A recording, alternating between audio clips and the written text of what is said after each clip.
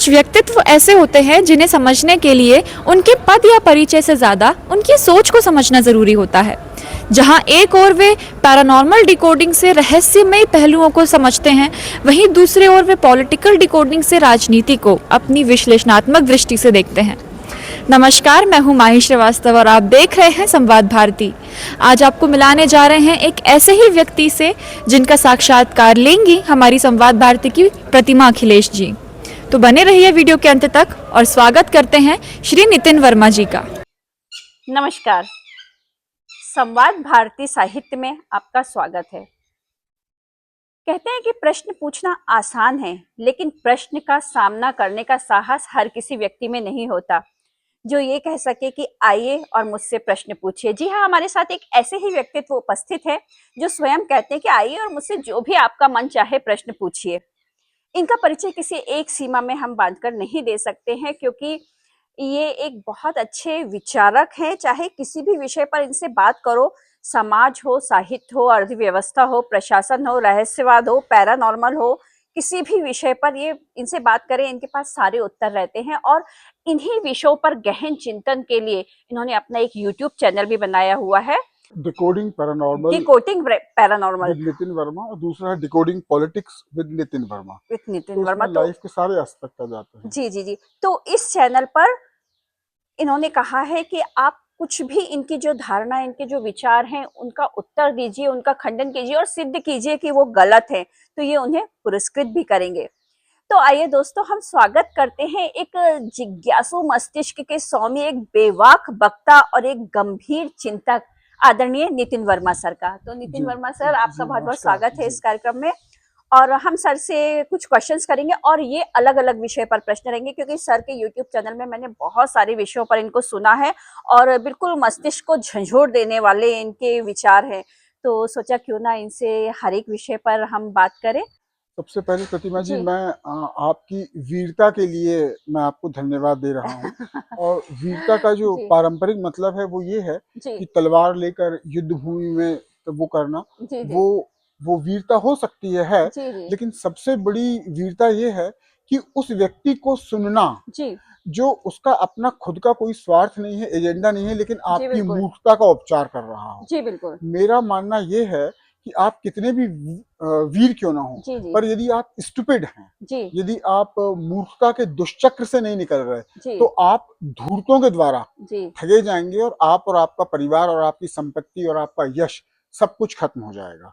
तो मेरा मानना यह है कि किसी भी विषय में, चाहे वो राजनीति हो, संविधान हो, धर्म हो, विज्ञान हो, कहीं भी कुछ भी पूर्ण नहीं होता और सब में सुधार की गुंजाइश होती है। और हमारा, जिसको हम सनातन परंपरा कहते हैं, उसमें शास्त्रार्थ का बहुत बड़ा स्थान था। बिल्कुल। कि आप मेरी बात सुनिए, हो सकता है आप असहमत हो, हमारा ये वाला जो गुण था, गौर से सुनिएगा, ये पश्चिम ने चुरा लिया। अच्छा, वहां पर ये था कि जैसे आपने वहां बहुत से वैज्ञानिकों का नाम देके, मैं समय व्यर्थ नहीं करूंगा, जिनको जिंदा जला दिया गया। वैज्ञानिकों जी हाँ, जिंदा जला दिया गया, इसलिए क्योंकि तुम जो बोल रहे हो हमारी बाइबल के खिलाफ है।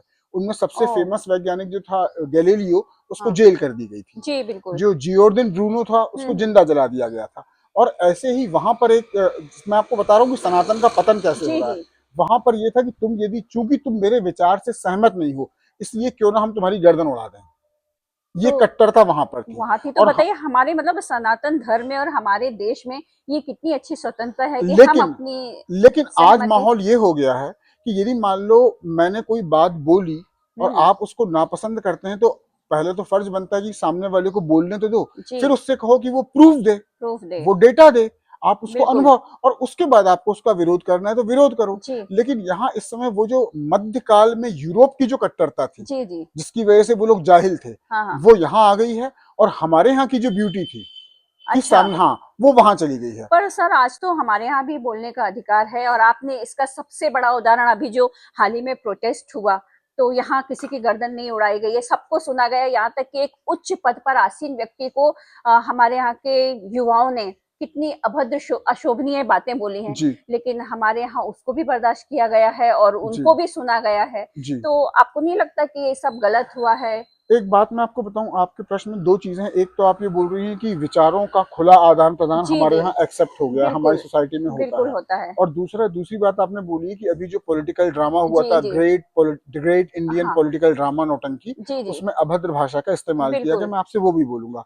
देखिए एक बात है, पहली बात से मैं सहमत नहीं हूँ। देखिए हमारे यहाँ हाँ जी करने वाले को तो पुरस्कार मिलता है, जी ठीक है, अच्छी बात है, मिलना चाहिए।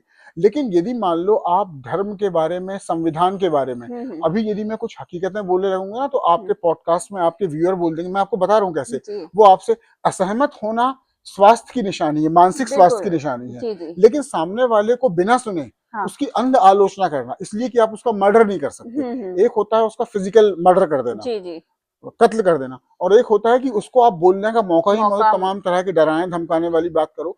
मैं आपकी अनुमति लेके, बल्कि आपके व्यूअर्स की अनुमति लेके, जैसे मान लो मैं कहता हूँ कि सीता जी का स्वयंवर नहीं हुआ था, अब वहां वाल्मीकि रामायण में आता है कि उनके पिताजी ने कहा था कि मेरी जो कन्या है वो वीर शुल्का है। वीर शुल्का मतलब होता है जिसमें दम है, पोटेंसी है, वो आए और आकर उसको ले जाए। जिसमें दम हो तो इस धनुष को उठा ले। अब यदि हमने इतनी सी बात बोल दी, हम आपको वाल्मीकि रामायण का संदर्भ भी बता दें, सब कुछ बता दें, लेकिन उसके बाद भी लोग आपको प्रोटेस्ट कर लेंगे कि आपने ऐसा कैसे कह दिया। तो ये कौन सी वैचारिक सहिष्णुता है? मैं आपको बता दूं कि नितिन सर का यहाँ पर ये आशय है कि जैसे स्वयंवर जो पहले होते थे, तो उसमें जो कन्या रहती थी वो स्वयं अपना वर चुनती थी और किसी को भी जो उसको पसंद करती थी वरमाला डाल देती थी। उसमें पिताजी शर्त नहीं रखते थे। लेकिन नितिन सर का कहना है कि सीता जी को ऐसा कोई अधिकार नहीं दिया गया था कि वो स्वयं वरमाला लड़कों को अधिकार दिया गया था कि जिसमें दम हो, जो माइटी पर्सन। वीर शुल्का का मतलब होता है जो मेल पोटेंसी है। शुल्का का मतलब आप उसको बताइए, कहते हैं ना, पे जो सबसे अधिक वीर है, शक्तिशाली, आप उसका वर्ण कीजिए। तो अच्छी परंपरा थी, लेकिन उसको आप फिर स्वयंवर मत कहिए। तो हमारे यहाँ देखिए, अभी हमारे यहाँ मैं आपको बताऊं दिक्कत क्या है, और उसका मैं आपको कारण ही बताऊंगा। शब्द आपको तो नहीं लगेंगे, लेकिन आपके व्यूअर्स को यदि कटु लगे तो मैं पहले से क्षमा मांगता हूँ। देखिए ऐसा है, हम लोगों को हमारे में भीतर मूर्खता का रोग इतना घना हो गया है कि अब हम ओपन सोसाइटी में भी चले जाएं, लेकिन हमारे स्वभाव में मूर्खता आ गई है। वो मूर्खता कुछ ऐसी है कि हमारे एजुकेशन सिस्टम में, एक छोटी सी बात मैं आपको बताऊं, अंग्रेज लोग उसी सिलेबस के लिए इंग्लैंड में पासिंग मार्क्स रखते थे 66%। अच्छा। और हमारे यहाँ रखते थे 33%। आज मैं आप ही से कह रहा हूँ कि आपके यहाँ मान लो 2 कुक आ रहे हैं, एक वो परीक्षा सेम सिलेबस है, एक 90% में पास माना जाएगा और एक 33% में पास माना जाएगा, तो किसको आप योग्य कहेंगी? ऑब्वियसली 90% वाले को। हमारे यहाँ अंग्रेजों ने, और मैं अंग्रेजों को आज भी बोल रहा हूँ कि अंग्रेज दुनिया की सबसे बुद्धिमान कौम थे, कभी बाद में बताऊंगा क्यों थे वगैरह वगैरह, लेकिन उन्होंने इंडियंस पे राज करने के लिए इनका पैरामीटर रखा 33%। जैसे आप एक पहलवान के लिए रखो 100 किलो का वजन उठाना है, तो तू फर्स्ट क्लास, और एक को कहो सीखिया पहलवान को 20 किलो वाला, तो यहाँ 20 किलो वाला भी बुद्धिमान माना जाता है। तो हमारे यहाँ आज की तारीख में भी बुद्धिमानी का लक्षण मेरे हिसाब से मैं बता दूं, वो है research and development and innovation. इसके सिवा मैं किसी को बुद्धिमान नहीं मानता। बाकी सारे लोग रिपीटेटिव वाले हैं। लेकिन एक होता है रिपीटेटिव इंटेलिजेंस, जो मैंने किया है आपने उसको रिपीट कर दिया, नो डाउट बुद्धि है, पर वो जानवर से कुछ बेहतर है। एक होता है क्रिएटिव इंटेलिजेंस। क्रिएटिव इंटेलिजेंस का मतलब होता है प्रॉब्लम को अलग अलग एंगल से देखना, उसके सॉल्यूशन निकालना, उसको अप्लाई करना। तो भारतीयों में जुगाड़ और रिपीटेटिव इंटेलिजेंस तो बहुत है, लेकिन विलफुली कोशिश की गई है कि इंडियंस में क्रिएटिव इंटेलिजेंस डेवलप ना हो। तो वो आदत ही रहती है। जैसे मान लो किसी ने भी कुछ कहा, तो जो क्रिएटिव इंटेलिजेंस वाला है पहले उसको सुनना चाहेगा, उसको लगेगा शायद हमें कोई नई चीज मिल जाए। और ये जो होते हैं ना, ये इस किस्म के जो लोग होते हैं रिपीटेटिव इंटेलिजेंस वाले, इनको एक नशा और करा दिया गया है, हालांकि ये नशा बहुत पुराना है। मैं आपको भी बोल रहा हूँ, किसी को यदि मूर्ख बनाना हो तो सबसे पहले उसकी घनघोर तारीफ कीजिए। मेल होता है, जो मेल है वो आपकी तारीफ का भूखा नहीं है, वो तो अकेला राजा है, उसको जो बोलना है वो बोलेगा। तो सर फिर ऐसा नहीं लगता जैसे हम भगवान की पूजा करते हैं, तो हम भगवान का गुणगान करते हैं और शक्ति पूजा करते हैं।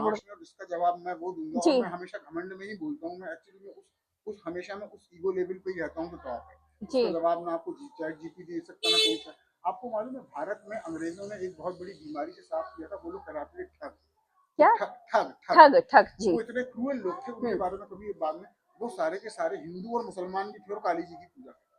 अच्छा। वो काली जी के बहुत बड़े उपासक जी। और अपना हर काम करने के पहले अपने धार्मिक रिचुअल को पालन। तो क्या आपको लगता है कि काली जी, अच्छा वो लोग बेगुनाह तीर्थ यात्रियों को, इन सबको इस बुरी तरीके से मारते थे, और दूसरा व्यक्ति गड्ढा खोदता था और देर एंड देयर उसको दफना देते थे। आज के आतंकवादी कहीं नहीं लगे। अच्छा वो अनार्म्ड, तो सर ये कब की बात है? ये बात है, और इसको जिस महान व्यक्ति ने, जबलपुर से उसका संबंध है, जी। जिस व्यक्ति ने विलियम स्लीमन उनका नाम है, उन्होंने भारत से ठगी प्रथा कांड किया, और ये स्लीमनाबाद है, अच्छा। स्लीमनाबाद भी विलियम स्लीमन के नाम पर है, अच्छा। और जबलपुर में यहाँ स्लीमन साहब का बंगला है। तो कहने का मतलब ये जी। है कि यदि हम कहते हैं कि हम ईश्वर की पूजा कर रहे हैं, उनके गुणों की, हर आदमी जो बेगुनाह को मार रहा है वो भी कह रहा है हम भी तो ईश्वर की पूजा कर रहे हैं। तो ये एक रिलीजन, स्पिरिचुअलिटी और पैरानॉर्मल का प्रश्न है। कभी इस पर भी देखेंगे कि हम भगवान की गुणों की हम तो भगवान के गुणों की प्रार्थना कर रहे हैं, पर पैरानॉर्मल साइंस ये कहता है, गौर से सुनिएगा, जरूरी नहीं कि वो भगवान सुन रहा हो सकता है शैतान भी सुन रहा हो, और आप में से जिसको इंटरेस्ट है, मैं आपको बता दूं पूरी दुनिया में सैटेनिक वर्शिप, शैतान की पूजा इतनी पॉपुलर है, और ये जो आप लोगों ने एप्स्टीन फाइल्स वगैरह देखे थे ना, वो सब शैतान पूजा के हैं। अच्छा, हाँ, तो आपको कभी कुछ ऐसा, चूंकि आप पैरानॉर्मल से संबंधित है और आपने इतनी सारी वीडियोस बनाए और आप स्वयं भी करते हैं, है ना, सॉल्यूशन आपके पास है, तो आपको कुछ, इकलौता ऐसा व्यक्ति हूँ जी, जो उस घमंड में काम करता हूँ कि यदि काम नहीं होगा तो अपना पैसा यहाँ से ले जाओ, पैसा लेके जाओ, ये भी एक बहुत बड़ी बात है, डॉक्टर ऐसा कोई नहीं करते हैं। जी, मर देंगे कि अरे तुम्हारी श्रद्धा कम रही होगी, वो श्रद्धा नहीं। जी जी जी, बात है कि पहले मैं आपको रियलाइज कराऊंगा। जी जी, तो हम वही कुछ एक अनुभव, आप एक कोई छोटा सा अनुभव जो आपके साथ ऐसा हुआ हो। देखिए सारे अनुभव उसी के हैं अब, लेकिन ये लोगों की धार्मिक बिलीफ को चोट करने वाली बात है, लेकिन चूंकि आपने पूछा है तो मैं आपको बता रहा हूँ। देखिए बहुत बार लोग कहते हैं कि हमको सपने में फलाने ईश्वर और इस रूप का दर्शन हो रहा है, लेकिन उनके साथ प्रॉब्लम्स चलती रहती हैं। जी जी, तो सुनिए आज आप बहुत गहरी बात बता रहा हूँ कि जो नेगेटिव पावर्स भी हैं, जो नेगेटिव एंटिटीज भी हैं, जी जी, और फिर मैं आपको बताऊंगा और आप कहेंगे तो प्रूफ करके भी दिखा दूंगा कि ये नेगेटिव एंटिटीज जो बहुत हायर लेवल की होती है जी, वो बहरूपिया समान होती है। मतलब अच्छा, जैसे बहरूपिया पुलिस वाले का लगभग मिलता जुलता हुआ वेश लेके हाँ आ जाएगा, हाँ, बिल्कुल बिल्कुल, तो वैसे, और ये बहुत कॉमन सी बात है कि किसी को ठगने के लिए आप मिलते जुलता वेश लेके आ जाओ, तो वो जब आपका उनसे एनकाउंटर होता तो आपको लगता है कि यार ये तो हनुमान जी हैं, ये तो पीर बाबा हैं, ये मौलवी साहब हैं, ये बिल्कुल, लेकिन वास्तव में वो इल इंटेंशन एंटिटीज। तो ये कैसे पता चलता है कि वही वो व्यक्ति जान सकता है। सही पुलिस वाला होगा तो वो जान जाएगा कि ये पुलिस वाला नहीं बहरूपिया है, हर बहरूपिया आदमी है। नहीं जान सकता। जी जी जी, इसलिए जब ये श्राद्ध का समय आएगा तो मैं आपको बताऊंगा कि हिंदुओं की जो परंपरा है श्राद्ध पूरी हाँ दुनिया हाँ भर हाँ, का, इसके हार्म्स क्या है। मैं कह रहा हूँ आप तो रोज करो श्राद्ध, मेरा उसमें कुछ नहीं जा रहा, लेकिन मेरा मत देखिए, एक बात मैं आपको फिर बोलूँ, हर बार मैं बोलता हूँ, क्षमा जी, से, मेरा काम व्यक्ति का विरोध करना नहीं, मेरा काम उस विचार का विरोध करना है जिसमें मुझे स्टुपिडिटी लगती है। हाँ, आपको लगता है मैं गलत हूँ, मतलब जो एक आडंबर के धर्म के नाम पर या किसी के भी नाम पर आडंबर फैला हुआ है, अंधविश्वास फैला हुआ है, एक्चुअली आप उसके विरोधी हैं। अच्छा, धार्मिक अंधविश्वास नहीं, हाँ, राजनीतिक अंधविश्वास के हाँ, भी मतलब खिलाफ, किसी जैसे भी आप विषय कहते हो का, आपका संविधान सर्वोच्च है, जी जी जी, ये आपका राजनीतिक अंधविश्वास है कि आपका संविधान सर्वोच्च है। आपका दूसरा अंधविश्वास है कि आपके यहाँ डेमोक्रेसी है, तीसरा अंधविश्वास है कि इस सिस्टम में न्याय है। ये सब राजनीतिक अंधविश्वास। और अच्छा, हमारे बाबा लोग बताते हैं, हमारे बाबाओं के हिसाब से भगवान सबसे बड़े चर्बी खोर और शक्कर खोर।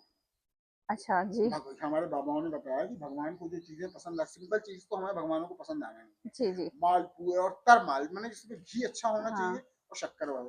तो मैंने देखा था आपका ये एक वीडियो था, क्या बाबा हमारे जो बाबा हैं, बाबा ये सब गरीब वाला एक, वो था, वो वीडियो ये था, क्या करेगा नसीब जब बाबा बाबा करे गरीब। गरीब, माने आपको ईश्वर ने आपको राजयोग भी लिख के दिया हाँ है, हाँ, महाराज योग भी लिख के दिया है, लेकिन आपके बाबाओं ने जो शिक्षाएं दी है ईश्वर जी के जी नाम जी, पे, वो शिक्षाएं आपको कंगाल तो कर मैं देंगी। इसको ही चाहती हूँ कि आप थोड़ा सा विस्तार से बता रहे हैं, हम बताएं हमारे देखिए दर्शकों को, विस्तार जैसा, से यदि आप सुन सके तो 2 जी मिनट की बात है। देखिए ऐसा है, एक मिसाल के तौर पर समझें, जी 2 कबीले हैं, जी, बिल्कुल, एक आपका कबीला है और एक यहाँ हमारी ये बिटिया है, इसका हाँ कबीला है, जी, ठीक बिल्कुल है।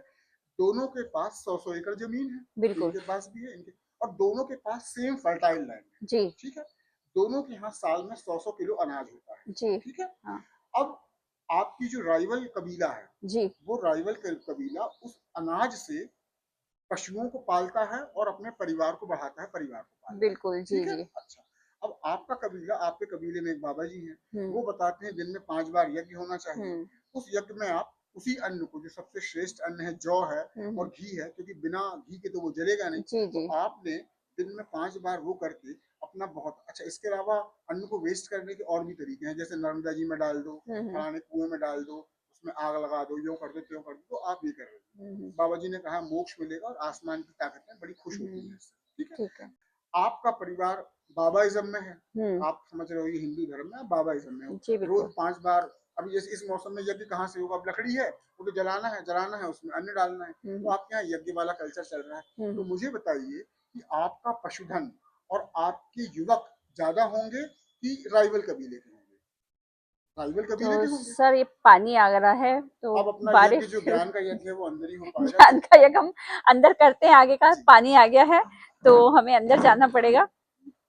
तो बाहर बारिश हो रही थी इसलिए हम अंदर आ गए। तो नितिन सर यज्ञ की बात कर रहे थे, तो मैं नितिन सर से पूछना चाहती हूँ कि वो यज्ञ के किस प्रकार के विरोधी हैं?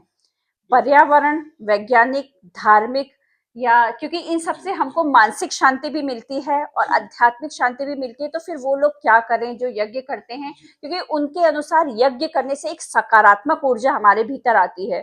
तो लेकिन आप बाबाओं के चक्कर में आप जो भी उस यज्ञ को नाम दें, आप यज्ञ में क्या कर रहे हैं, आप अपना जो मूल्यवान मान लो अनाज है, जी जी जी। तो मुझे बताइए कि रोजाना के यज्ञ करने से हो सकता है आध्यात्मिक शांति बने, ईश्वर भी खुश हो जाए।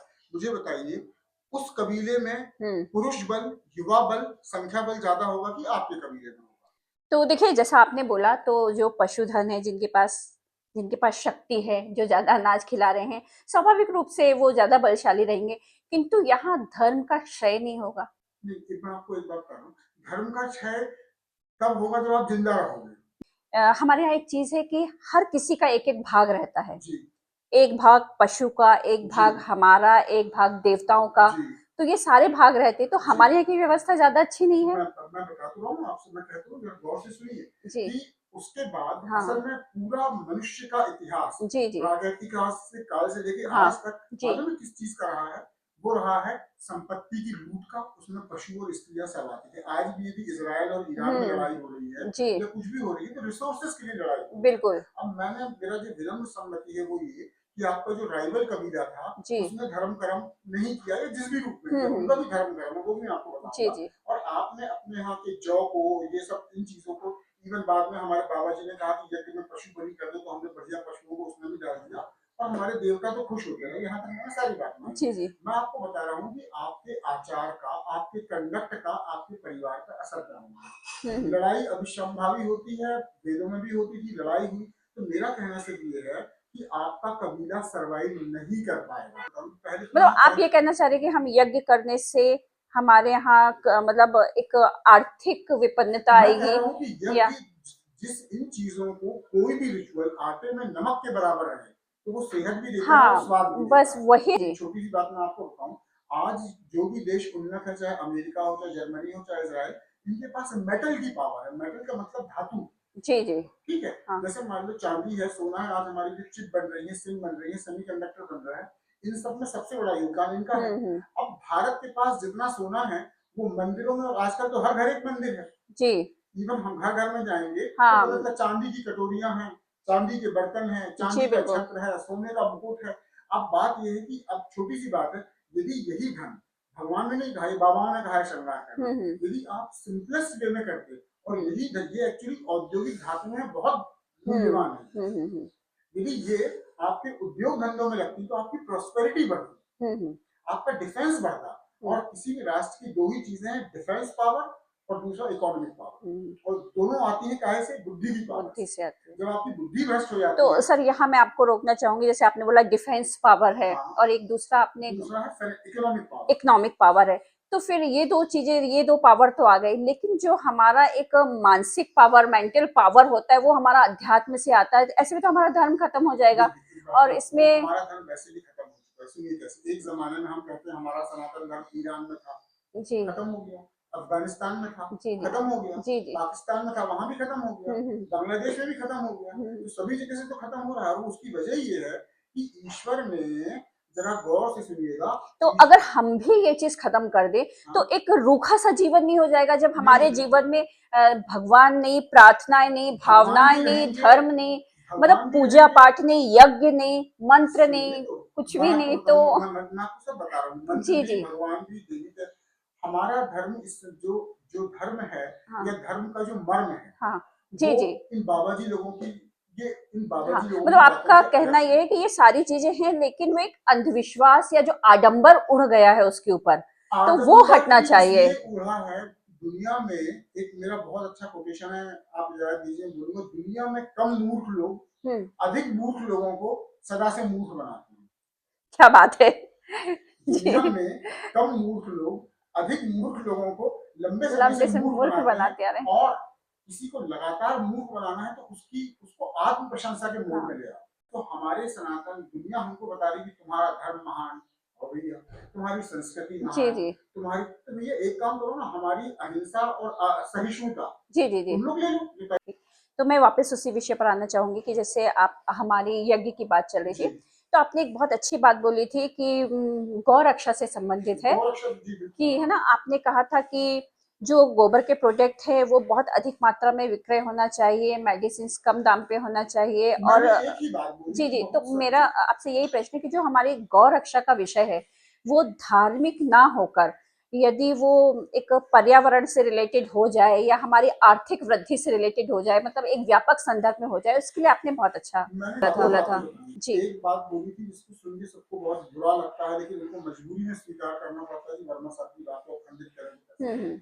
मैंने ये कहा था हमारे जो बाबा है गौ भक्षी है, जी, और इनकी शिक्षाओं की वजह से गाय अपार कष्ट झेलती है, लेकिन दूध की जो मांग है वो सदा बनी रहेगी, बच्चों के लिए रहेगी, जी बिल्कुल, बुजुर्गों के लिए रहेगी, प्रेग्नेंट महिलाएं हैं उनके लिए रहेगी। दूध औषधि है, जी बिल्कुल। मेरा कहना है एक लाइन में, दूध औषधि है, इसको भोजन मत बनाओ, जी। एक बात, फिर भी यदि आप बना रहे हो तो उसके धर्म के नाम पर यदि आपने उसको वैलिडिटी दे दी, धर्म का मतलब प्रसाद के नाम पर, जी जी, तो आपको मालूम नहीं है कि गाय पर तो अत्याचार होगा ही होगा, बिल्कुल, बछड़े पे तो होगा ही होगा। आप और हमारे बच्चों को भी नकली दूध, नकली मलाई, नकली पनीर, नकली घी, हाँ, क्योंकि इतनी सारी क्वांटिटी में कैसे की पूर्ति कैसे होगी, ये क्वाइट इम्पॉसिबल है। मजे की बात ये है कि हमारे बाबाओं का कहना है, इन्होंने दूध की मांग को धार्मिक कारणों से आसमान पे पहुंचा, बिल्कुल, दूध की मांग को धार्मिक कारणों से आसमान पे, बिल्कुल बिल्कुल, जी। अब यदि मान लो मैं कह रहा हूँ कि दूध औषधि के तौर पर जरूरी है, आपकी बच्ची बीमार हो गई, पैरासिटामोल लेना है, दूध पीजिए, लेकिन मैं कह रहा हूँ गाय का सबसे कीमती चीज दूध नहीं है। बाबा लोग कह रहे हैं गौदूध अमृत है, मैं कह रहा हूँ कि गोबर और मूत्र अमृत, जी जी जी, उस गोबर की वजह से ही अनाज हो रहा है, अनाज। और जो दुनिया के बुद्धिमान देश हैं, जैसे मध्य पूर्व में हमारे मिडिल ईस्ट में बुद्धिमान देश है सऊदी अरेबिया, वो इंडिया से सैकड़ों मीट्रिक टन गोबर अपने यहाँ इम्पोर्ट कर, बिल्कुल, उनको जो भी खाना है, खजूर खाना है, वो जानते हैं पेस्टिसाइड्स के नुकसान, तो वो उस गोबर से अपने यहाँ की फसल को, और हम मूर्ख लोग उस गोबर को यहाँ इस्तेमाल नहीं कर रहे हैं। हमारे यहाँ गोबर, किसी हमारे शहर जबलपुर की एक नदी गोबरमय हो गई, डेयरी वालों को कोई अकल नहीं, फिर उनकी मजबूरी नदी में गोबर नहीं है तो वो वहां पर जा रहा है। वैसे ही बाबा लोग जो गाय उसकी बात करते हैं, कुछ नहीं है यदि वो सबके सामने एक संकल्प दिला दे कि भाई ये देखो गौमूत्र का कैप्सूल है, गौ अर्थ है। हाँ। और मैं आपको बताऊं प्रतिमा जी, हमारे वैज्ञानिकों ने इतना काम किया है, दुनिया भर में रिसर्च चल रही है, उस गौधन अर्थ के कैप्सूल को वो सबके सामने ले ले, पानी से पी ले और आप भी पीजिए, जी जी, डेली इतना गौधन अर्थ धार्मिक प्रसार या करते हुए, मैं कह रहा हूँ उससे कोई बहुत बड़ा चमत्कार नहीं है, लेकिन लॉस भी क्या हो रहा है, आप सीवेज का पानी पी सकते हैं, सही बात है, नलों में नगर निगम का पानी आ रहा है, नालियों का पानी पी सकते हैं, आप एडल्ट्रेटेड वाटर पी सकते हैं, सब पी सकते हैं, आप किस चीज में मिलावट नहीं है, शराब पी सकते हैं, लेकिन वो एक यदि मान लो उस चीज की डिमांड आ जाए तो यही कंपनियां, लोग गाय को जब आपने उसका चारा सस्ता कर दिया, आपने उसकी दवाई सस्ती कर दी, और उसका जो प्रोडक्ट है ये, हाँ, ये कीमती है, तो मुझे बताइए एक गौपालक जिसने 15 साल गाय को अपने सीने से लगा के रखा है, उसकी मजबूरी होती है, उसको बेचना पड़ता है, क्योंकि आप उसको ज्ञान बेचना पड़ता है, या फिर बहुत से लोग क्या करते हैं कि जब गाय काम की नहीं रहती तो सड़क पर छोड़ देते हैं और वो तड़प तड़प कर मरती हैं, ऐसी गाय। उसमें उनकी भी गलती है, उनकी भी गलती। बाबाओं को चाहिए कि तुम गाय के नाम पे तुम गाय की पूजा कर सकते हो, गायों के नाम पे चंदा इकट्ठा कर सकते हो। एक्चुअली व्यवहारिक रूप से गौ रक्षा ये है कि हम गाय को इसलिए बचा के रखें क्योंकि उनके गोबर के प्रोडक्ट, और गोबर बहुत ज्यादा कीमती है उनका। और आपने बताया था कि आपने एक चीज और बोली थी कि यज्ञ में यदि हम इन लकड़ियों की जगह गो कास्ट करें, और आपने बताया था किसी ने मशीन लगाई है, जी, डॉक्टर मुझे इनिशियल नहीं मालूम, गूगल में जाएगा, मैं उनकी बहुत इज्जत करता हूं, तो उन्होंने एक छोटी सी डिवाइस बनाई, जी जी, मशीन भी नहीं कहना चाहिए, एक डिवाइस बनाई कि जिसमें जो गोबर है वो सूख के वुडन फॉर्म में आ जाए, उसको नाम दिया गोकास्ट। मेरा कहना ये है कि ऐसे कितने भी आविष्कार क्यों ना होता है, लोगों के दिमाग में जब तक ये बात, हर घर में बाबा पूछते हैं, भगवान पूछते हैं, ऐसा कोई घर नहीं जहाँ पंडित जी ना आते, ऐसा कोई घर नहीं, ऐसा कोई घर नहीं जो मंदिर में ना जाता, और जहाँ पर ये बातें, तो यदि मान लो हमारे बाबा लोग, और कुंभ में हमारे सब बाबा लोग इकट्ठे होते हैं, बिल्कुल होते हैं, ये अर्ध कुंभ, जी वहां जी, पर ना दुनिया भर की चीजें होती हैं। तो लेकिन वास्तव में, और मैं तो ये भी नहीं कहता कि इनको ईश्वरीय प्रेरणा मिलती है। भाई जो बात मैं बता रहा हूँ, मैं तो सो कॉल्ड नास्तिक व्यक्ति, धर्म विरोधी व्यक्ति कहलाता हूँ, तो आपको ईश्वर ये प्रेरणा क्यों नहीं देता कि भाई जब तक आप जिस चीज को आर्थिक बना दोगे, उपयोगी बना दोगे, वो चीज सर्वाइव करेगी। बिल्कुल, तो आपके पास गाय लास्ट दिन तक जो गोमूत्र देती है और जो गोबर देती है, आज पूरा देश बाढ़ से नष्ट हो रहा है, कोई शहर ऐसा नहीं है बिल्कुल, जहाँ पर और कारण सिर्फ एक ही कि हमारे जंगल नष्ट कर दिए। जंगल नष्ट कर दिया जंगल है, क्यों नष्ट कर दिए? लकड़ी की डिमांड बहुत ज्यादा है। तो भाई यदि मान लो आप नगर पालिकाओं में जहाँ शमशान है वहां पर आप, यही हमारे बाबा लोग कह रही, कम से कम मैं और मेरे भक्त और उनका परिवार गो कास्ट से बना ले, इसमें कौन सी अपमानजनक बात? नहीं नहीं, ये बहुत अच्छी बात है और इस पे ध्यान देना चाहिए। और जो भी हमारा ये वीडियो देख रहे हैं और सुन रहे हैं, तो समझिए नितिन सर क्या कहना चाहते हैं कि गोबर हमारे लिए कितना अमूल्य है। गो काष्ठ जब बन सकती है तो प्लीज उसको बनाइए, और उसको आप हवन में भी वो यज्ञ की वो लकड़ियां यूज कर सकते हैं, गो काष्ठ। जी अकेला चला भार नहीं हो सकता, बिल्कुल, आप लोगों की जो बाबाओं से अप्रोच है, आप सब लोग, तो आप मुझे बताइए कि आप लोग कोई तो सकारात्मक काम करो। आप लोगों से गुटखा छुड़वा रहे हो, कहीं पान छुड़वा रहे हो, कहीं से, ये सब तो चीजें वो आप कभी नहीं छुड़वा सकते, क्योंकि मजे की बात मैं आपको बताऊं, सुर वही है जो सुर आती है जी तो आप उन चीजों को अलग नहीं कर सकते। जो करने लायक चीजें हैं, जी बिल्कुल, आप वो चीजें कीजिए, अपने बाबाओं से कहिए। हाँ। वो यदि कुछ चाहेंगे, मास अपील तो बाबा ही पैदा कर सकते हैं, बिल्कुल, क्योंकि आपके पास एक बहुत बड़ी मात्रा में बहुत जनसंख्या आती है, महिलाएं आती हैं, पुरुष आते हैं, बच्चे आते हैं, बुजुर्ग आते हैं, सभी उम्र के लोग आते हैं, और वो आपके मुख से निकली हुई बातें उनके लिए पत्थर की लकीर हो जाती हैं। आप बोलेंगे कि जी गोबर से खा, देखिए हमारे, फिर मैं बोलूंगा हमारे यहाँ मूर्खता की हद ये है कि तुम लोहे को सोना बनाने के लिए लगे जी, पास पत्थर मिल जाए, लोहे से हम सोना बना ले, अरे भाई वो गोबर सोने से कीमती है, बहुत कीमती है। आप सबके सामने बता दूं, पूरे ब्रह्मांड में हीरा 1760 जगह है, लेकिन लकड़ी सबसे मूल्यवान है, और वो लकड़ी कार्बन सिर्फ इस धरती पे ही है। बिल्कुल बिल्कुल, तो ये बहुत बहुत इंपॉर्टेंट बात थी, और आप लोगों ने सुनी होगी, समझी होगी, और इसको जितना भी आप शेयर करें, इस बात को सुन के यदि आपको अच्छा लगा हो, तो चलिए अपन अब एक ऐसे विषय पर आते हैं जिसने हमको बहुत सोचने पे मजबूर किया। कि मैंने आपका वीडियो देखा था कि आप वानप्रस्थ के बिल्कुल विरोध में हैं, लेकिन जो वानप्रस्थ है वो हमारे भारतीय चिंतन परंपरा में स्व से समष्टि की ओर है। मतलब हमारा जो उत्तरार्ध जीवन रहता है वो स्वयं को समझने का रहता है, आत्मचिंतन का रहता है। तो हमारे सारे व्यूअर्स जो कि इसके पक्ष में ही होंगे, बहुत सारे लोग, और वो सब जानते हैं, लेकिन फिर भी हम आपसे सुनना चाहते हैं कि आप इसके विरोध में क्यों हैं, और यदि हैं तो आप प्रमाण दीजिए कि ये वानप्रस्थ आश्रम जो है ये हमारे लिए ठीक नहीं है हमारे जीवन।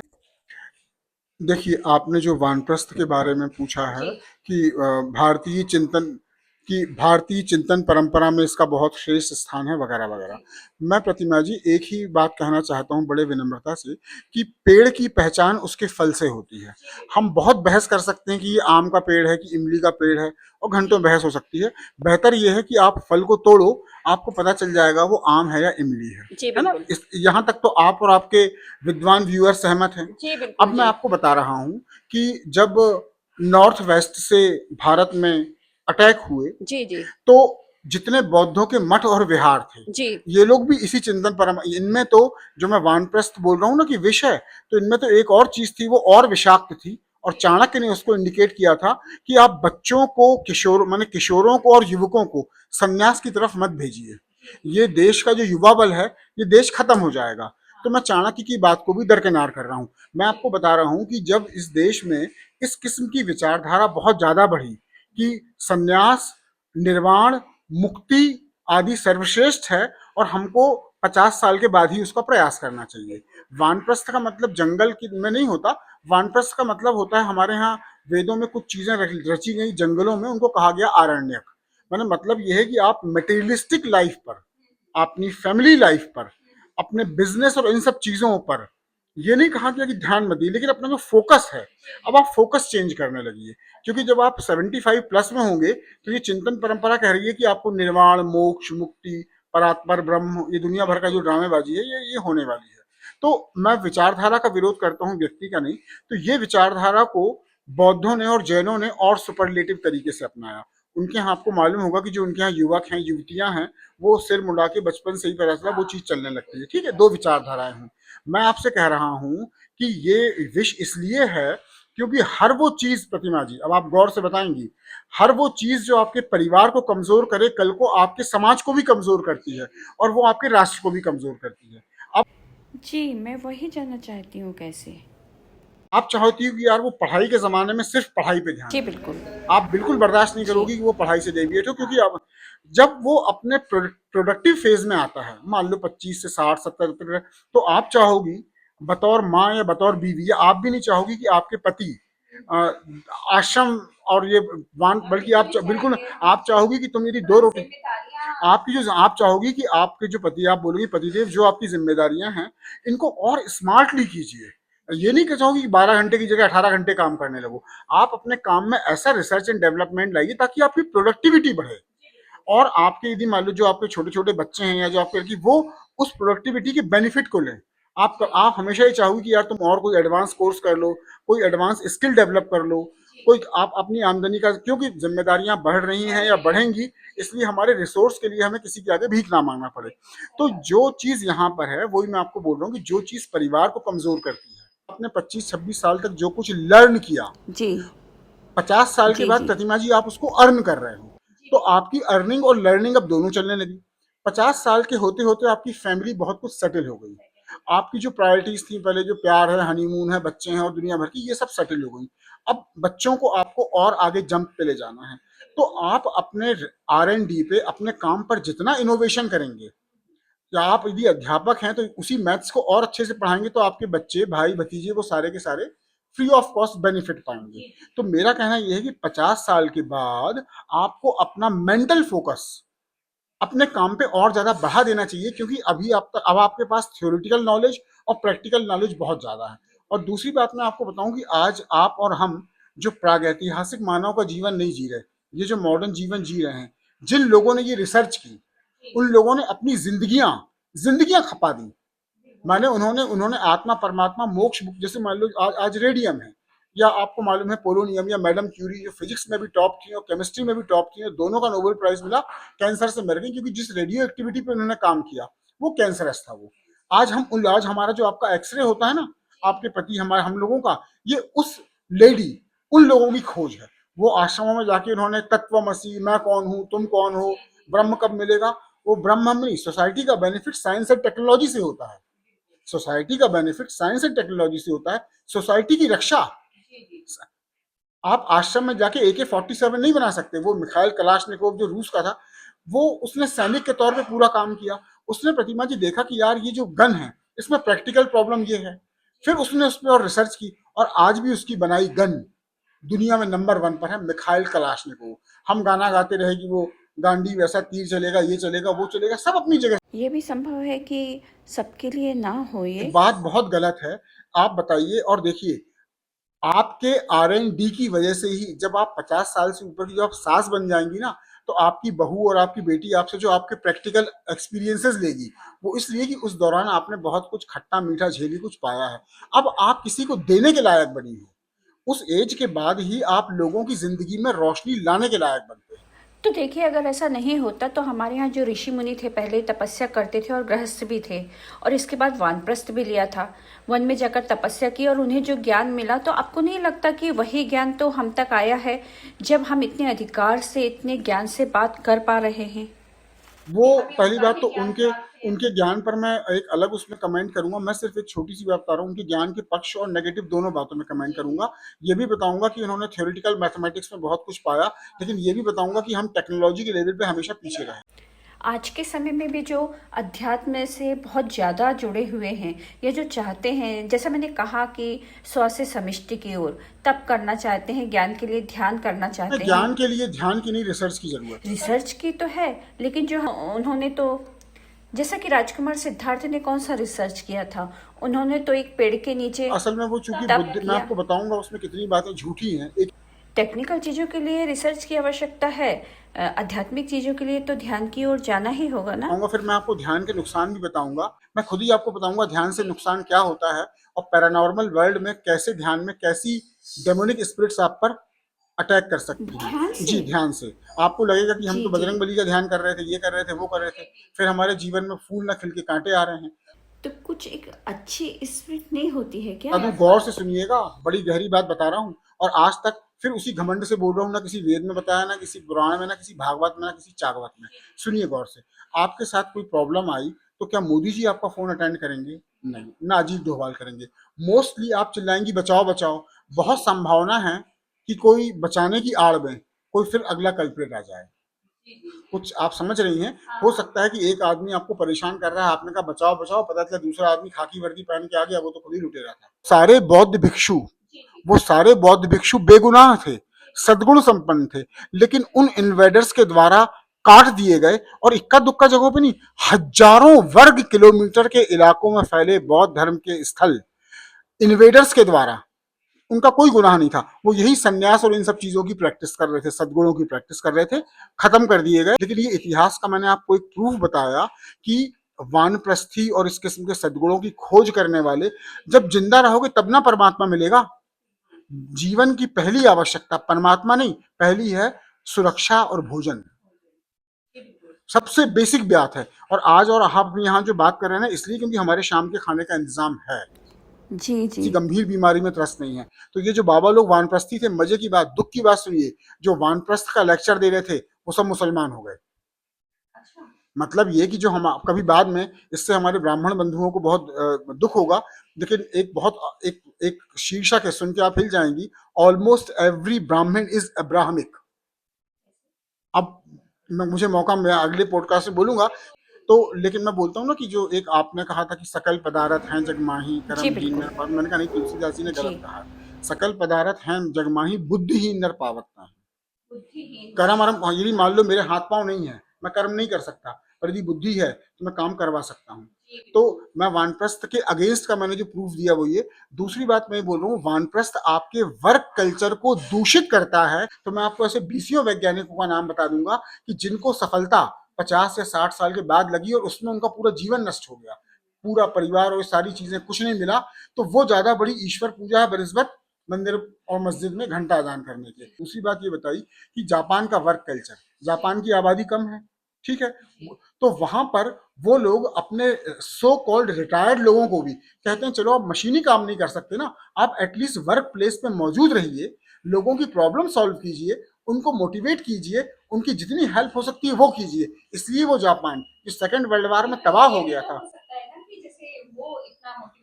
जी, हमारे यहाँ वानप्रस्थ में जो लोग अध्यात्म से जुड़े, जैसे मैंने पहले भी कहा, तो वो और अधिक ज्ञान अर्जन करें ध्यान से। अब अगली बात मैं पॉडकास्ट में बताऊंगा कि जो हमारा हम तक लेकर आए, अगली बात मैं अगले पॉडकास्ट में बताऊंगा कि जिसको वो ज्ञान कहते हैं, सुनिएगा बड़ी कड़वी बात, जिसको वो ज्ञान कहते हैं, ब्रह्म परात्पर ब्रह्म और आत्मा और ध्यान और फलाना और ठिकाना, उसका मैं बताऊंगा प्रैक्टिकल एविडेंस कुछ भी नहीं है। और जिसका मैं जो पैरानॉर्मल वाली चीज है, बीसीओ ट्रेडिशंस कहलाते हैं, उनके लिखित फीडबैक, उससे या लोग आएंगे तो मैं आपको बताऊंगा कि एक्चुअली बात क्या है। बाद में मैं आपको बोलूंगा कि जो रिलीजन है ना जिनकी आप बात कर रहे हो, वो पैरानॉर्मल की जूठन या थूक है, उससे ऊपर कुछ भी नहीं है। आप जिस ईश्वर की आराधना करती है ना, तो बार बार बोलती हैं कि हे बजरंग बली, नकारात्मक शक्तियां मेरे पास ना आए। इसका मतलब नकारात्मक शक्तियां हैं।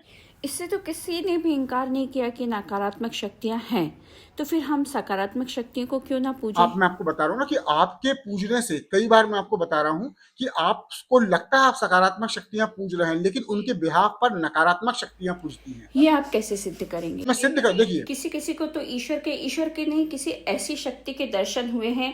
और कई लोग जैसे हॉस्पिटल में बीमार रहते हैं, हम लोग रहते हैं, घर वाले सब पूजा करते हैं, दुआएं करते हैं और लोगों को फायदा होता है। मैं कहते रहा हूँ कि भगवान कहते, मैं देखिए, मैं प्रेयर को डिनाई नहीं कर रहा, बहुत गहरा सच है, इसको 2 मिनट में तो नहीं बता पाऊंगा, लेकिन चूंकि अभी तक के इतिहास में किसी पॉडकास्ट में बताया नहीं, तो मैं आपको बताऊंगा कि आखिर ऐसा क्यों होता है कि ईश्वरीय शक्तियां बाद में आती हैं। पहले जो आपकी बताऊंगा मैं आपको, ये विस्तृत नहीं, ये बड़ा चैलेंजिंग विषय है, ये हमारे पूरे बाबाइज्म को और हमारे ऋषि मुनि और इन सबको हिला के रख दे। तो मेरा कहने का मतलब ये है कि 50 साल के बाद, अच्छा सारे टॉप लॉयर 50+, अच्छा आज आपको अपनी आंख का इलाज कराना है, तो आप सीनियर मोस्ट आई सर्जन के पास जाओगी कि अभी नया नया वो लड़का उसके पास जाओगी?